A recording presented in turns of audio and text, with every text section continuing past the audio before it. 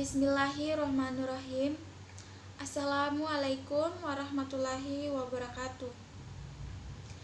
Nama saya Salsya Dila Mega Putri, Stambuk N1D1198, kelas genap, Prodi Sastra Indonesia, Fakultas Ilmu Budaya, Universitas Halu Oleo Kendari. Baik, di sini saya menjelaskan materi telah prosa dari pertemuan kedua hingga ketujuh. Langsung saja hakikat prosa. Genre sastra secara umum ada tiga, yaitu puisi, prosa, dan drama. Penyebutan lain dari prosa yaitu fiksi yang digunakan buku kajian sastra prosa. Juga disebut teks naratif atau bisa juga disebut wacana naratif dalam pendekatan struktural atau semiotik. Sebelum mempelajari jauh tentang prosa, marilah terlebih dahulu mengetahui definisi prosa. Baik, prosa adalah karya naratif yang bersifat rekaan, hayalan, sesuatu yang tidak ada terjadi sungguh-sungguh, sehingga tidak perlu dicari kebenarannya pada dunia nyata atau dikatakan Abrams. Prosa merupakan karya naratif yang isinya tidak mengarah pada kebenaran faktual atau sesuatu yang benar-benar terjadi. Setelah mengetahui definisi prosa, yang berikutnya adalah kita perlu mengetahui sifat dari prosa tersebut. Prosa bersifat imajinatif, prosa atau fiksi bersifat imajinatif. Memperoleh pengalaman kehidupan. Jadi karya prosa merupakan sebuah karya imajinatif, kreatif yang mengandung nilai estetis. Berikut penjelasan dari genre prosa, yaitu cerita pendek dan novel. Perbedaan kedua ini dilihat dari panjang cerita. Panjang cerita cerpen adalah berkisar 500 halaman. Sedangkan novel adalah cerita yang panjang bisa beratus-ratus halaman. Perbedaan berikut ialah kisah cerita pendek yang padat dan fokus pada satu kisah saja. Sementara novel mengisahkan permasalahan yang kompleks secara penuh, dan yang terakhir adalah unsur pembangunan cerita pendek lebih sederhana dibandingkan dengan unsur pembangunan novel yang lebih rinci dan kompleks. Persamaan dari cerita pendek dan novel ini adalah keduanya sama-sama dibangun oleh unsur-unsur pembangunan yang sama, yaitu unsur-unsur intrinsik dan unsur-unsur ekstrinsik karya sastra. Lanjut, penjelasannya berikut adalah perbedaan antara novel serius dan novel populer. Perbedaan ialah pertama, novel serius tahan sepanjang zaman, sementara novel populer hanya populer pada suatu saat saja.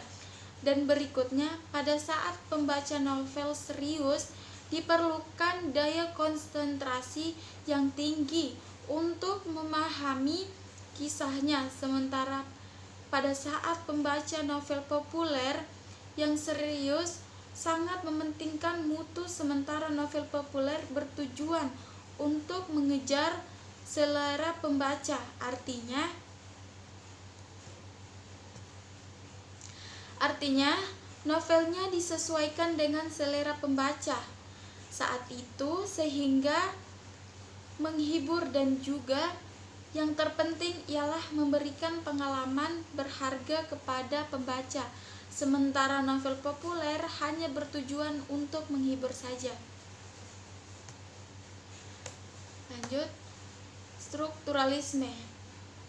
Untuk mengetahui teori strukturalisme merupakan sebuah paham yang mempercayai sesuatu yang ada di dalam dunia mempunyai struktur. Sesuatu dikatakan struktur apabila ia membentuk suatu kesatuan yang utuh, bukan jumlah dari bagian-bagian semata.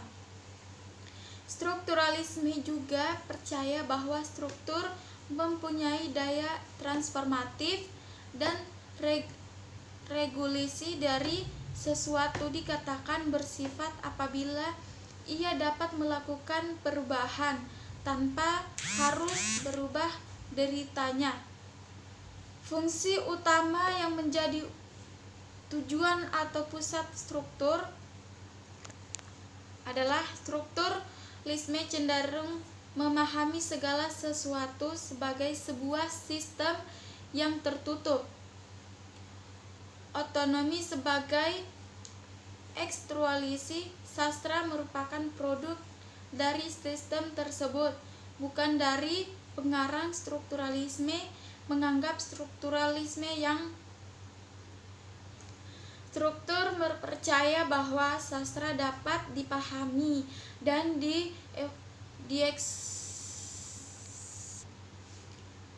atas dasar sistem sastra itu sendiri yang membentuk sama lain kaidah-kaidah bagi pencipta karya sastra. Karena itu strukturalisme menerapkan karya sastra terjadi suatu keseluruhan karena adanya relasi timbal balik antara unsur-unsurnya.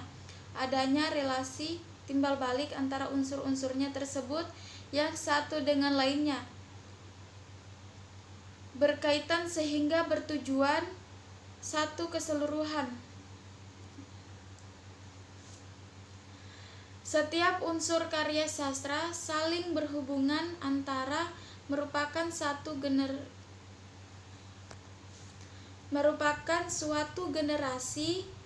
Hubungan antara unsur-unsur bertujuan bentuk mendapatkan makna secara keseluruhan.